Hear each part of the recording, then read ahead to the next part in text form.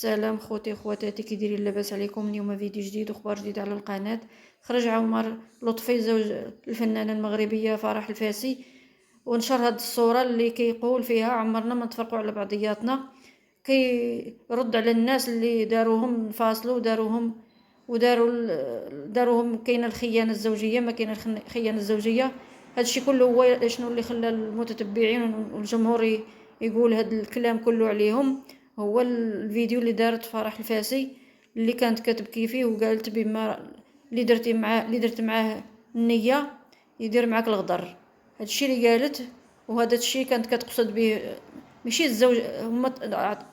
هما يا اعتبروها كتدوي على الزوج ديالها، ولكن هي ما كانش ماشي بالشرط كتدوي على الزوج ديالها، تقدر تكون كتدوي على شي اصدقاء ولا شي حد من العائله ولا شي واحد. وهادشي اللي وقع ليها ربما تكون اي وحده دارت معها شي حاجه خايبه، وهي خرجت دارت هذاك الفيديو كتقول بما هو هذاك اللي درتي معاه النيه يقدر يغدرك. وبزاف ديال القنوات وديال اليوتيوبرات وبزاف ديال الناس قالوا عليها بما هما هذه كدوي على الزوج ديالها وراه كاين انفصال. هو ما كاين لا انفصال لا والو، ولا حول ولا قوه الا بالله العلي العظيم. هو ملي كطيح البقره كيقواو الجناوه، وهي دارتها بهذاك الشيء، دارتها راسها براسها. دارت الفيديو اللي دارته وحطاته على مواقع التواصل الاجتماعي انستغرام، اللي كتقول فيه بما اللي درت مع النيه كيغدر وما كيديرش بسبب بحساب العشرة.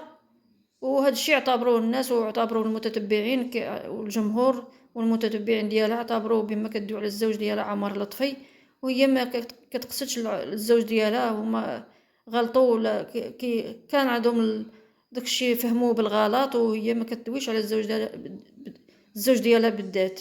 هي كدوي على شي حد اللي قصداتو بهذاك الكلام. وهذا الشيء اللي كاين، والناس كتعتبر اي واحد تكلم على شي قال شي كلمه راه كيقولها على راسو. تقدر تقول على شي واحد اخر ما كتقولهاش على راسها هي، ولاني مش على الزوج ديالها. والزوج ديالها راه نشر هذيك الصوره وكيقول بما هما دائما غيبقاو مع بعضياتهم، عمرهم ما يتفرقوا على بعضياتهم.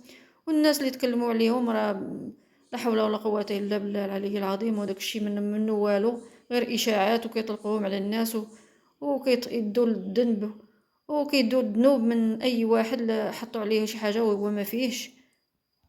والله يخليهم مع بعضياتهم، ولا لا يخلق ما بيناتهم شي غيار ولا يخلق ما بيناتهم شي خصام.